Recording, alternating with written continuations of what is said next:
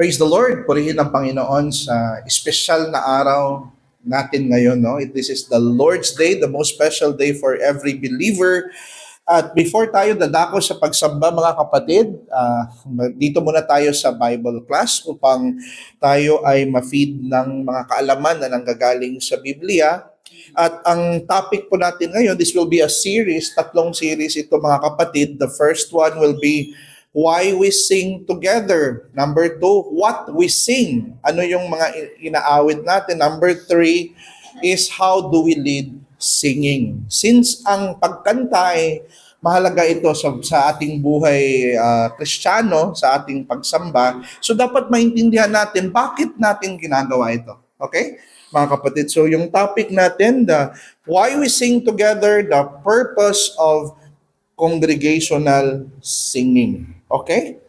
So siguro nung unang panahon, no, before pa nauso itong text message, messenger, social media, may isang kaugalian talaga ang mga Pinoy na tinatawag nating paghaharana. So makikita natin yan sa mga film na mga old films, no? Kasi it reflects their culture na naghaharana talaga ang binata na tunay na umiibig sa isang dalaga. Ngayon, ano na lang magsasend na lang ng mga special message sa Facebook. Pero way back then, no, when there were no technology pa na usong-uso, call pa lang yung uso before, their way na para mag-express ng kanilang pag-ibig is hindi talaga sila mahihiya, no, na mga harana.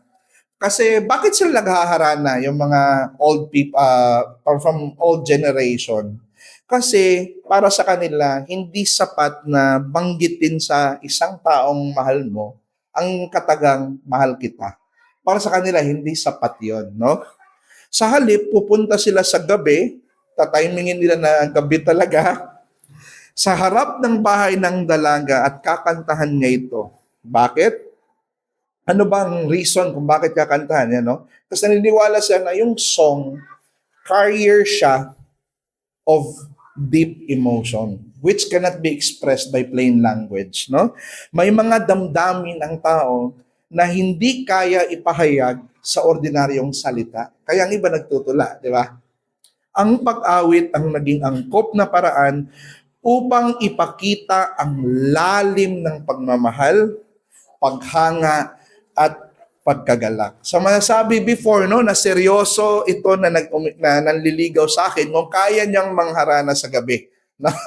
In front sa sa magulang na may dalang axe or sundang, no? So ganun siya ang before mga kapatid, no? At itong pag-awit, hindi lang siya limitado sa panliligaw. Ang pag-awit din ay ginagawa din kapag may kinakasal, kapag may kaarawan, kapag may selebrasyon, no? So, itong awitin mga kapatid, yung pag-awit natin sa Panginoon ay in relation to that, no? Hindi din siya bagay na hindi isa siyang ekspresyon ng kagalakan na hindi isang bagay na hindi pamilyar ang Diyos. Okay? Very familiar ang Panginoon sa importance ng song at singing. Okay? Kasi even sa heavenly realm o doon sa langit mga kapatid, ang mga anghel ay umaawit sa Diyos sa kanilang kagalakan nung kanilang masaksihan ng paglikha sa sanlibutan. Alam nyo ba nung nilikha yung earth, nilikha yung mga animals and plants, the angels were witnessing the wondrous work of God in creation. Naging saksi sila noon, no?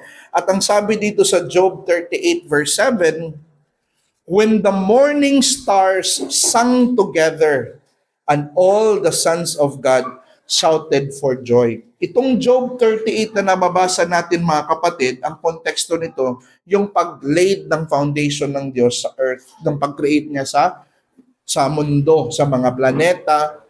At nung nasaksihan daw ito ng mga morning stars, ang mga morning stars dyan, symbolic word yan for angels, no? Ang mga angels talaga, tinatawag talaga mga morning stars, no? Kaya si Lucifer, ang tawag sa kanya sa Bible, son of the morning. 'Di ba? Sa Isaiah 14, no? O Lucifer, son of the morning.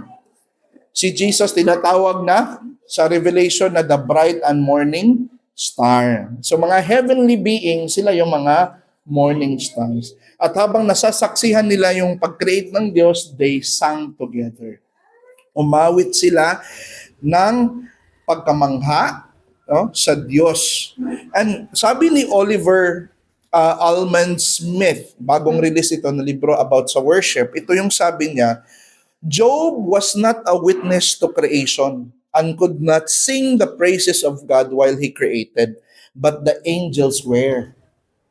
No? And what did they do? They did not stand by like dumb mutes. Yung mga anghel, habang nakikita nila na nilikha ng Diyos ang universo, hindi lang sila nakatulala lang at walang ginawa, no?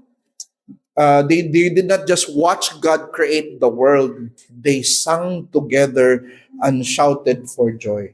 Imagine mo, anong nga ang sabi ng Panginoon, di ba? Let there be light, and there was light. Sinabi niya doon sa mga sa stars in the sky, no? Let there be stars in the firmament, no? Na magbigay ng liwanag sa kalangitan. Nakita nila yon, pati yung parang carpet na binuklat ng Diyos yung heaven at ang mga clouds. They witness it and they're filled with marvel and wonders about the greatness of God. They were singing psalms and hymns and spiritual songs filled with praise to God as He created the planets, the stars, and the birds and the animals. Kasi si Lord, ngayon, ang mga tao parang gusto nilang maging Diyos, no? Ang ganun yung sa movement ng technology ngayon na parang nagpa-prompt na lang, no?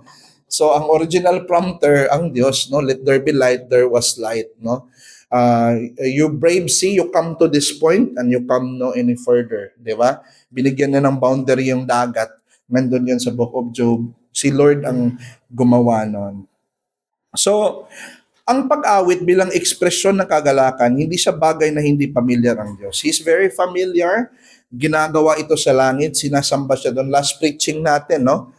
Yung mga makapangyarihang anghel, niluluhuran at sinasamba siya na mga anghel na merong mga bata sa buong parte ng kanilang katawan.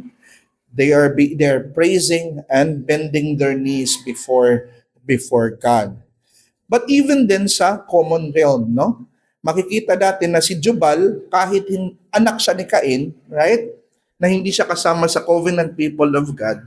Pinakita din sa Bible na siya yung kauna-unahang nag-invento ng mga musical instruments. So meaning to say, itong pag-awit, hindi lang siya limited dito sa heavenly realm, pati din sa common realm, pati din sa secular realm. Kaya tayo umaawit ng mga harana, umaawit tayo ng mga musika, and it's perfectly fine, okay?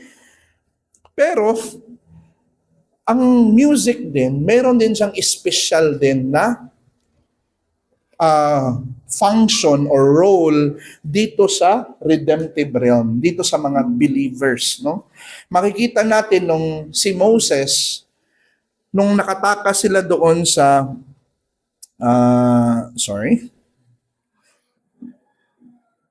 Okay. Here. Sorry about that. Nung sila ay pinalaya ng Diyos, tinubos sila doon sa Egypt. 'Di ba? Sa Egypt na bilanggo sila doon, right? Nung pinalaya sila ni Lord at hinati niya yung Red Sea, ang mga Israelites ay umawit, no? Then Moses and the people of Israel sang this song to the Lord saying, so the people of Israel, congregational singing. So usually yung kanilang pagkanta is in relation sa kung ano yung ginawa ng Diyos para sa kanila. Redemption ang ginawa ng Diyos, they sang the redemption song. I will sing to the Lord for He has triumphed gloriously. The horse and his rider He has thrown into the sea. Diba? So may redemption na ginawa ang Diyos doon sa mga Israelites in Egypt. So ang tao, ang pinakapunto dito mga kapatid, ang tao nilikha ng Diyos na may kakayahang umawit. Okay? Sapagkat ang pag-awit ay angkop na pagpapahayag ng pinakamalalim na damdamin ng puso. Maging ito man ay paghanga, pasasalamat, pagsamba o pagsusumamo.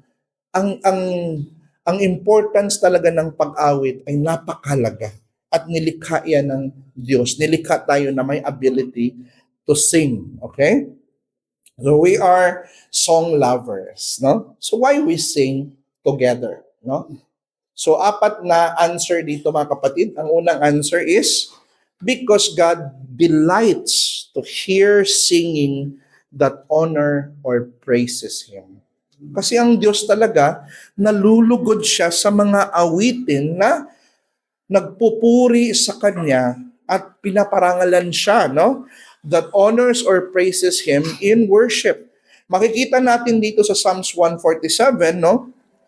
Praise the Lord. Purihin ang Panginoon. Why? For it is good to sing praises to our God.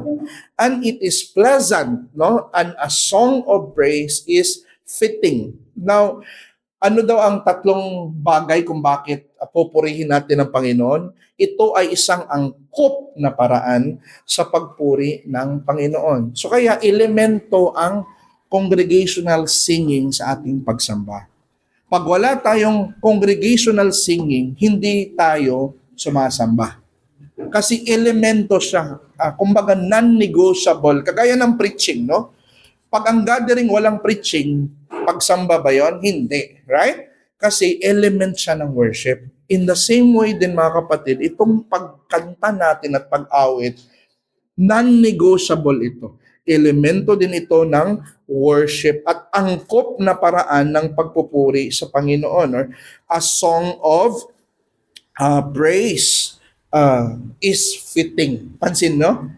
So fitting itong pag-awit natin. At sinabi din dito, ito ay isang mabuting paraan ng ng pagpupuri sa Panginoon. It is good, no? To sing praises to our God, at ito'y isang kaaya-ayang paraan ng pagsamba sa Diyos. It is pleasant, no? Sabi ng ating text. So, may mga extremes dito, mga kapatid, no, na which alam nyo na ito. May mga pagsamba na hindi angkop.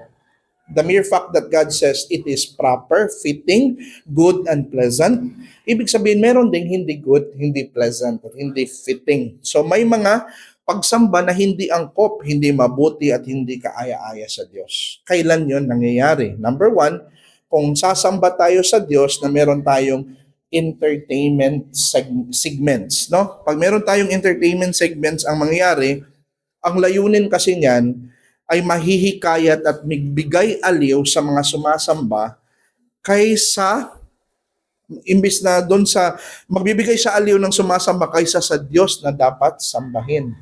Pansin nyo na ang mga tugtugan ngayon sa iba't ibang mga evangelical churches, parang worldly songs na. Kung anong napapakinggan nyo sa radyo, ganon na ganon yung style during sa mga praise and worship. Kasi ang plano nila, aliwin nila yung nag-a-attend para ma-attract, ma-entertain, gustong mag-join next time. Okay? Pag makarinig sila ng mga kanta na, How Great Thou Art, ang pangit naman ng kanta na yan, parang hindi nakaka-entertain sa kanila, right? Kasi ang punto kasi nila, gusto nilang ma-entertain. Whereas ang awit, mga kapatid, hindi natin siya ginagamit para pag-attract sa mga taong nagjo-join dito. Ang awit na ating kinakanta ay awitin para sa Diyos. Kung anong pleasing sa Diyos, yun yung target natin.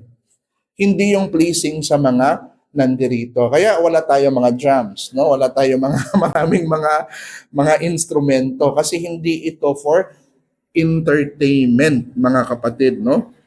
So, wala tayong loud instrumental performances, no? Mapapansin mo pag pupunta ka sa ibang churches, sobrang loud. Puro drums ang mapakinggan mo, no?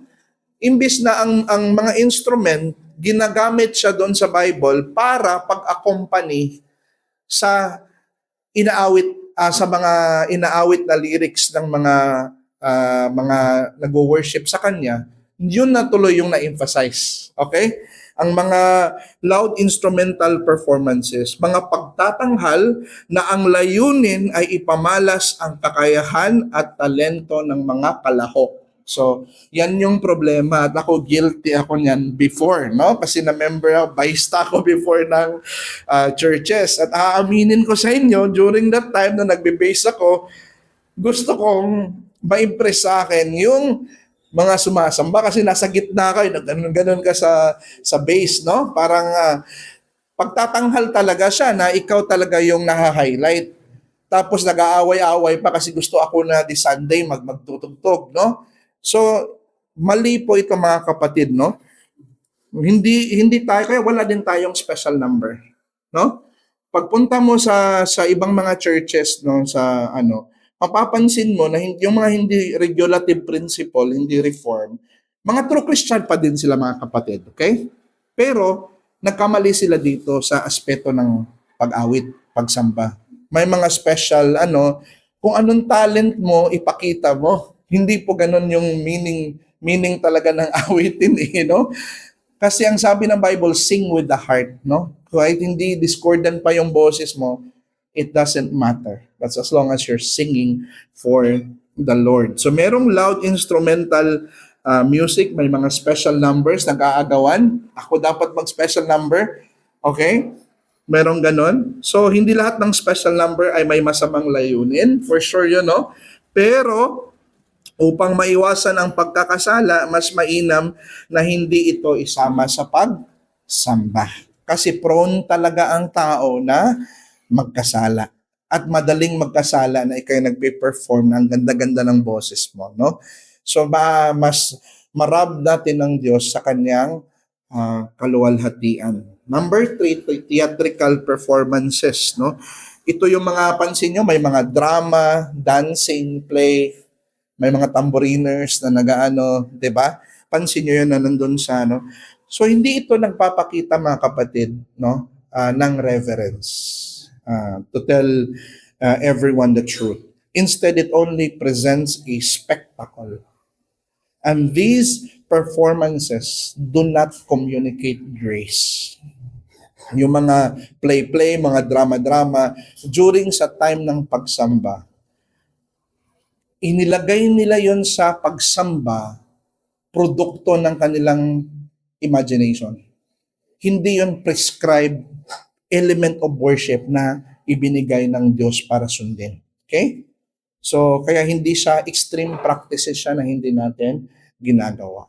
So, what we just do, sabi dito, praise the Lord, I will give thanks to the Lord with my whole heart. No? With my whole heart, in the company of the upright and in the congregation. So aawit tayo in the congregation, no? So ito yung tinatawag natin na congregational singing na even sa time ng Old Testament, ginagawa na nila ito. So ang point, kapag ang bayan ng Diyos ay nagkakaisang umaawit ng kanyang mga papuri sa loob ng iglesia, ay kinikilala nila siya sa paraang angkop sa kanyang kadakilaan. So, sabi ni Spurgeon, singing the divine praises is the best possible use of speech. No? It speaks of God, for God, and to God. So, yung pag-awit natin, kahit simple man lang yan, sa paningin ng marami, pero we are singing the divine praises na tinatanggap ng Diyos, mga kapatid, no? And it does this in a joyful and reverent manner. Siguro sa buhay natin, maraming mga moment every day sa buhay natin na nagpapasalamat tayo sa Diyos, right? Na praise the Lord. Pinreserve ako ng Panginoon. Iniligtas niya ako sa malaking gulo. He preserves my life, He protects my family and whatnot. Marami tayong pinapasalamat. Maganda ang takbo ng business ko, maganda ang trabaho, movement ng trabaho ko, prospering. Iniipon natin yung papapasalamat natin sa Diyos, no? Sa whole day na may mga magagandang bagay na nangyari sa buhay natin. Pagdating ng Sunday, doon natin ini-express yung ating pagpapasalamat sa Kanya sa pag-awit, no? Kasi worthy ang Diyos. So iniipon natin 'yan. Although you can thank God, no, or sing to Him in private, no? Pero si Lord kasi sa Sunday, sa day niya, He meets with His people spiritually. Kasaban niya tayo in a very special way. So, maganda na dito natin i-express sa ating pag-awit. So, next time, pag tayo i-aawit, mga kapatid, no, we have to make sure that we're singing from the heart, no? Kasi lihitimo siyang nagbigay sa atin ng mga bagay na karapat-dapat natin awitan at parangalan. Okay? So, answer number 2, bakit tayo congregational singing? Bakit tayo umaawit together? Because God ordains congregational singing also for the edification of believers. So dalawa siya, mga kapatid, no? Ang dapat nating tandaan. Sinabi ni Pablo na may dalawang layunin ang congregational singing. Okay? First, kanina yung vertical, 'di ba? Pag ikaw ay umaawit ka para sa Diyos, vertical 'yon, no? Pero pinapakita na ni Pablo dito na ang congregational singing pala, meron din siyang horizontal para sa mga believers, okay? Sabi ni Paul dito sa Ephesians 5:19, addressing one another. Mga member ito, no? In Psalms, wala pa tayong Psalm dito, no? Pero dapat magkaroon na tayo someday ng Psalms. May contemporary, meron ding hymn, no? Kasi inspired songbook yan ng Panginoon eh. No, ang Psalm, no? So in Psalms, hymns, and spiritual songs, singing and making melody to the Lord with your heart, no? So it doesn't matter na mali-mali yung blending mo, mali-mali yung pag-awit mo, okay lang yon, no? Basta umaawit ka, lihitin mo from your heart to the Lord. Pero addressing one another. So, ano bang gustong iparating ni Pablo dito, mga kapatid, no? So ito yun, no? May vertical para sa Diyos. Umaawit ka for the Lord ultimately, primarily. Horizontal para ma-edify ang bawat member. Ano bang ibig sabihin ng edify? No? Ma-build up, ma-stabilize, mapalakas, no? Mapa-strengthen. Yan yung ibig sabihin ng ma-edify, no? Ang mga miyembro. So, habang tayo ay umaawit, ay may desire tayo na i-edify din ang ating mga kapatid na nakikinig sa ating pag-awit, no? Kasi anong mangyayari pag isang congregation, no, nag-congregational singing, tapos ang awit ng isa, bless the Lord, gano'n lang siya, parang hindi siya masaya. Nakaka-edify ba yon? Hindi siya nakaka-edify. So, dapat ingatan natin yung ating pag-awit na we sing, na makita ng mga kapatid natin na nag-i-encourage tayo sa kanila when we sing. Okay? Because this is for edification. So, may text pa ba dyan, Brother Jess? Meron pa, no? 1 Corinthians 14:26. What then, brothers? When you come together, meaning to say, sumasamba sila, no? Nag-gathering sila, each one has a hymn. Anong sabi niya dito? Let all things be done for building up. So, we have to make sure na habang tayo umaawit sa Diyos, we are also edifying the brethren, mga kapatid. So, what does this say to us? Habang tayo ay umaawit, may desire tayo na i-edify din ang ating mga kapatid na nakikinig ng ating awit. So, sabi ni Oliver Allman Smith sa kanyang Gathered for Glory. Sinabi niya, edifying one another requires that we be together. Okay? Kasi pwede magsabi ang isang tao na, ay sa bahay na lang kami mag-worship, sa bahay na lang ako mag-worship personally. No? Para pareho lang naman yan, kumakanta din naman ako sa Panginoon eh. Pero may na-miss ka, no? Kasi ang pag-awit, hindi lang siya para sa Diyos, to one another din. Meron din siyang horizontal na aspeto. Sabi niya, edifying one another requires that we be together. Na tayo ay nag-gather together. If we do not gather and are isolated from one another, how can our singing edify? So, hindi siya nakaka-edify to one another. Kumbaga, kulang ang iyong pag-awit. No? Nawala yung element ng corporate. Kasi dinisenyo talaga siya yung pag-awit congregational, corporate, no? We miss out on the horizontal element, no? Nakaligtaan natin, na-miss natin itong horizontal element or the one anotherness. So we need the encouragement and the edification that we get from one another as we sing together. So ikaw mga kapatid, ang pag-awit mo din pala, ang pagpunta mo sa church, no? At pag-awit mo, you are at the same time encouraging one another. At ang pag-awit mo mga kapatid, naging means yun, tulay yun ng biyaya para mapalakas at ma-edify ang bawat membro sa iglesia. No? Our communal singing as we worship is a source of encouragement for every Christian in the gathered congregation. Kaya means of grace pa din itong ating singing. Di ba? Ano mga means of grace? Prayer, sacraments, singing. So, ganyan siya na sense, mga kapatid, na nakakapag-edify siya. Sa Colossians 3:16, let's look at it. No? Let the word of Christ dwell in you richly. Di ba? Yung salita ng Panginoon, yung word ni Christ, yung gospel, dwell in you richly. Teaching, dapat ituro siya, right? As the word of God dwell in you richly, dapat ituro mo siya, gamitin mo siya sa pag-admonish, pag-review, pag-warn, pagbigay ng direksyon, admonishing one another in all wisdom, at itong word of Christ which dwell in you richly, i-express mo din siya sa singing of psalms, hymns, and spiritual songs with thankfulness in your heart. So, gagamitin mo siya mga kapatid,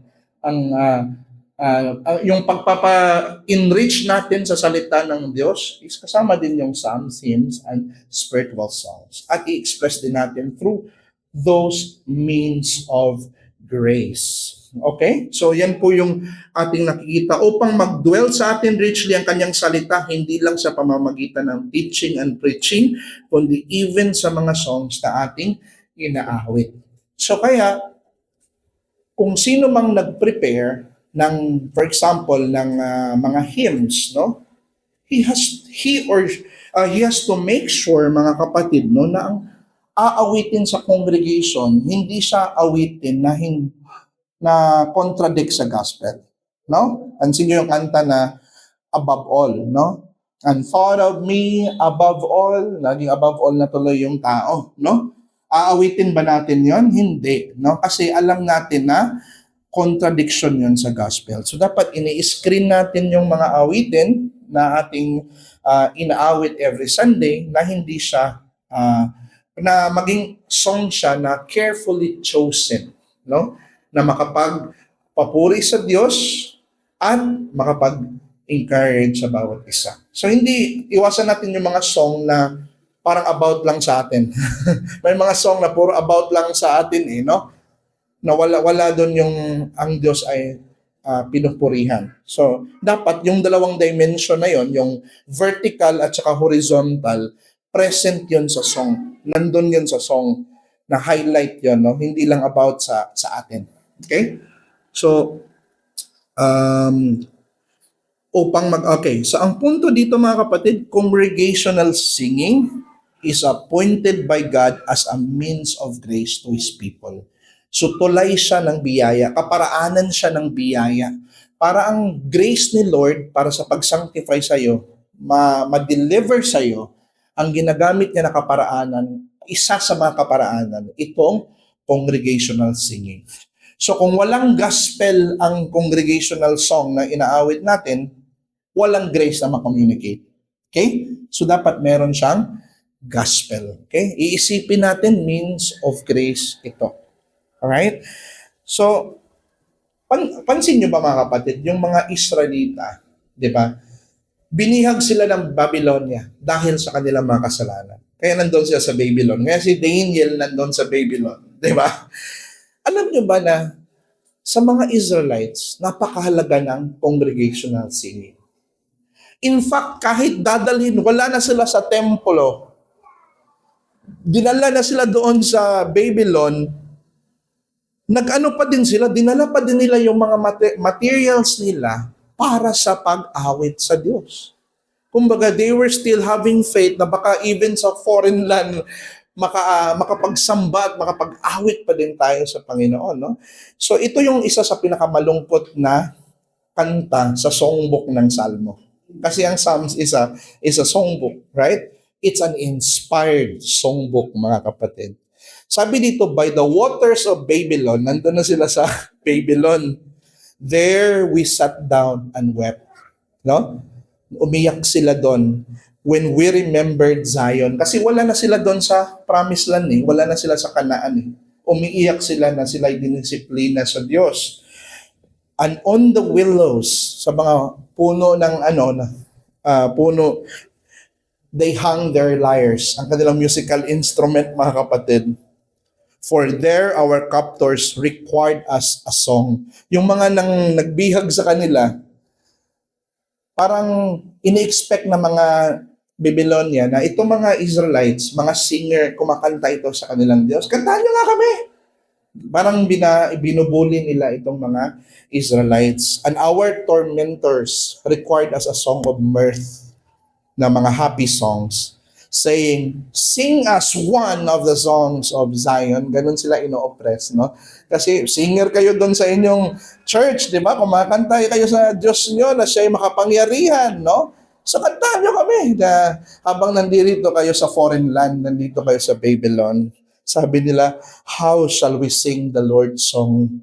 How shall we celebrate, no, the redemption of God kung kami ay nabihag, no, in a foreign land? Kaya dahil dito, ang Diyos na was moved to save Israel sa kamay ng Babylonia kasi nilapastangan nila ang Diyos, no, na tagapagligtas ng Israel. So nakita natin, no, kung anong purpose, means of grace pala to. Number 3, because also God prepares His people for the songs in heaven, mga kapatid. Ano?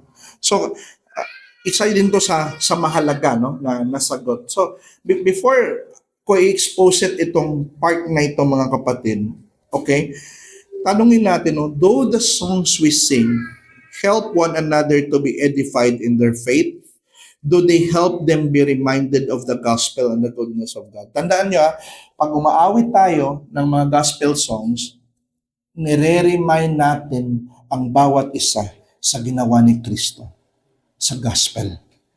So pwedeng ikay membro na hindi ka, medyo mahiyain ka, parang wala ka talagang gift na makipag-socialize, parang hindi mo pa na-develop yon.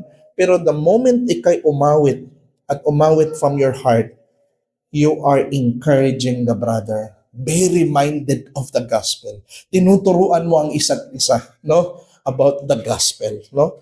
At habang tayo nakikinig din sa awit ng ating mga kapatiran, praise the Lord, no? Napakinggan natin freshly yung ebanghelyo, ating ginawa ng Diyos sa atin. Yung ating pagpunta sa iglesia para umawit sa Diyos ay isang paraan din ng ating pagpapakita na mahal natin ang isa't isa. Love one another, right? And one of the ways that you can show your love to your brother, be there in the church to sing. Okay? You are encouraging them. And by encouraging them, that is your love sa mga kapatiran, mga kapatid. So ang presence natin, mahalaga yun, no? Napaka malaking manifestation yun ng pag-ibig natin. So, number 3, because God prepares His people for the songs in heaven. So, ang pag-awit natin dito, mga kapatid, whether we like it or not, yes, it pleases the Lord, it praises Him, pero inihahanda tayo ng Diyos habang nandito pa tayo sa earth, inihahanda tayo sa true congregational singing na mangyayari doon sa langit, sa new heaven and new earth. So itong pag-awit natin dito, hindi pa ito yung final. No? Tandaan mo yan mga kapatid. So in Revelations 5:8, last time, no, nag-preach tayo ng Revelation 4. No, napakinggan natin yung 4 living creatures and 24 elders. Sa Revelation 5, mga kapatid, no, dito na dumating yung mga believers na nakita ni John. Okay? Nung nakita ni John yung mga believers na nandito na, the 4 living creatures and the 24 elders fell down before the Lamb. No? Ay, hindi pa pala dito. Pero dumating na si Christ dito, mga kapatid, no? Each holding a harp, and they sang a new song. So, yung Revelation 4, umaawit sila doon, mga kapatid, pinupuri nila yung pagiging creator ng Diyos. Okay? In Revelation 4. Dito sa 5, si Kristo dumating na yung Lamb. May new song na silang inawit. And this is a song of redemption, no? Then I looked and I heard around the throne and the living creatures and the elders the voice of many angels, numbering myriads of myriads and thousands of thousands of thousands. Ganon karami, whole creation worshiping the Lord God, no? At yan yung eschatology natin. Yan yung last things natin, no? Kung ano mangyayari sa atin sa langit, ganyan ang mangyayari. You will be with the powerful angels singing together. Isa ka sa heavenly throne na aawit at choir ka doon sa langit, mga kapatid, na aawit sa Diyos. So note, ipinakita sa atin ni Apostle John ang isang sulyap ng congregational singing sa hinaharap ng mga iniligtas at mga makapangyarihang anghel sa langit. So, hindi pa to yung end, no? But before you go there, you have to make it your practice to sing the songs of heaven here in the foreign land. No? Nasa foreign land pa tayo, mga kapatid, no? Wala pa tayo sa celestial city. Pero habang nandito pa tayo sa earthly land, sa foreign land, it doesn't stop us to sing the songs of heaven, mga kapatid. So, in Revelation 7:9 to 10, dito na, after this, I look, nakita na ni John, una nakita niya yung mga 24 elders, 4 living creatures, at maraming mga anghel. At dito sa chapter 7, and I look and behold, a great multitude. Ito yung number ng mga maliligtas, no?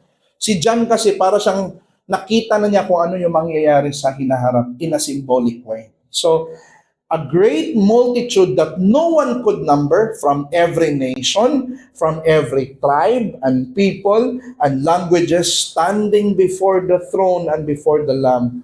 Nakaklothed sila in white robes with palm branches in their hands, and they cried out with a loud voice, "Salvation belongs to our God." Alam nila na yung kaligtasan ay hindi sa kanila, no? Ang una nilang inawit at sinigaw, ang kaligtasan ay sa Diyos na nakaupo sa trono, unto the Lamb, no?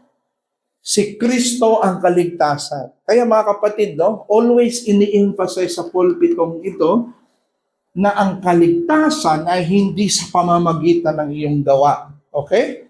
Hindi mo pwedeng sabihin na dahil ito ginawa ko, maliligtas ako. We always emphasize na ang salvation is to God alone and to the Lamb, to the Lord Jesus Christ. Kasi kung hindi yan yung salvation mo, baka hindi ka kasama dito sa aawit. No? Hindi ka kasama dito sa aawit sa langit. Kasi ang awit sa langit ay ang kaligtasan na ginawa ni Kristo. Okay? So sa Revelation 14:3, even 144,000 in number, they were singing a new song. Bakit new song ang sinasabi dito? Because hindi ito yung song na kinakanta ng mga anghel. They can only sing to God sa kanyang pagiging creator. No? Pero yung na-experience nila yung redemption, yung pagkaligtas, hindi nila ito na-experience. Tanging ang mga elect lang ang kayang sumambit nito at umawit ng buong puso dahil na-experience nila ang pagligtas ng Diyos. Okay? So the point, sa tuwing nagtitipon ng iglesia upang umawit, sinasanay natin ang ating sarili para sa isang maluwalhati at walang katapusang pagsamba sa langit kasama ang mga makapangyarihang anghel. So ngayon pa lang, habang nag-worship ka ngayon at tinatanggap ng Diyos ang iyong pagsamba, garantiya yon, mga kapatid, no, na ikaw ay kasama someday na aawit sa Kanya. Lastly, the gospel, no? Because Christ died to make us worshipers and singers of God, no? Because Christ died to make us worshiper and singers of God. So, sa Matthew 27:46, and about the ninth hour, pansin niyo itong text na to, very famous itong text na ito, no? Jesus cried out with a loud voice saying, Eli, Eli, lema sabachthani. That is, my God, why have you forsaken me? Here's the thing, no? Alam niyo ba saan ito kinuha ni Christ, itong linyang ito, no? Yang line na yan, mga kapatid, ay galing yan sa songbook, no? Which is the book of Psalms, chapter 22, no? We see in chapter 22, makita natin na binanggit ni Jesus ang mga awit, Psalms, habang siya ay nakabayubay sa cross. Di ba? Psalms 22:1, my God, why have you forsaken me? Now, since ang Psalms was the inspired songbook of God, at ini-intend ang Psalm para awitin. No? Yan talagang main intent ng Salmo, para awitin. It is a possible interpretation that during this time, during sa greatest pain and sorrow ni Christ, habang nabayubay siya doon sa cross, no? Jesus sang that psalm. It was a psalm of sorrow. Pero sinabi din na ang kanyang kalungkutan sa cross will bring many singers and worshipers of God. On the same chapter ng 22, verse 22, anong sinabi dito, mga kapatid? As a result ng kanyang ginawa sa cross, I will tell of your name to my brothers in the midst of the congregation.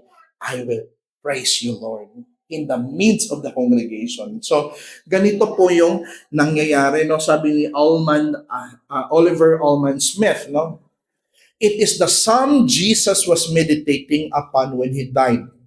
And even as he experienced the agony of the cross and cried, my God, why have you forsaken me? But Jesus looked forward to leading his redeemed people in worship. Kaya we call Reformed churches, don't call the one who leads the singing as worship leader. They call them service leader. Kasi ang worship leader is nag-iisa lang.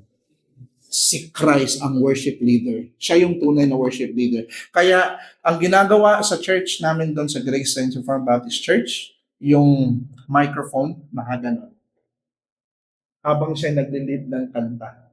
Bakit? Para ma-emphasize ang boses ng congregation, hindi yung boses niya, no? Kasi naniniwala siya na ang pastor doon naniniwala na ang tunay na song leader si Christ, no? Nag-lead lang kayo ng service, mga kapatid. So, Jesus sang the hymn of sorrows alone. Right? There on the cross, he was alone. He sang the hymn of sorrows. So we will sing together the hymn of rejoicing in heaven. Hindi na tayo aawit ng my God, why have you forsaken me? We are accepted because He was forsaken, mga kapatid. At inawit ni Jesus ang awit ng kalungkutan ng nag-iisa upang tayo na may sama-samang umawit ng awit ng kagalakan sa langit. Kaya may reason tayo na maging masaya sa ating pag-awit ng redemption kasi hindi na tayo aawit ng lamentations. Di ba? Si Jeremiah, puro yung awit na yun, Every time nagbabasa ako ng Lamentation, naiiyak ako sa kalungkutan na nangyari sa kanila. Pero knowing that si Christ ultimately ang umawit ng pinaka-lamentable song, at dahil ginawa niya yon at na-overcome niya yung cross, may tunay tayo nakagalakan sa pag-awit. So Christ died to make us worshipers of God. To worship God is a privilege, kapatid. Isang malaking pribileyo at binayaran niya ng dugo ni Kristo para maging worshiper ka ng Diyos.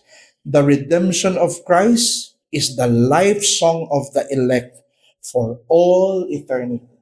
Kaya ang ganda ng awit na there is a fountain filled with blood.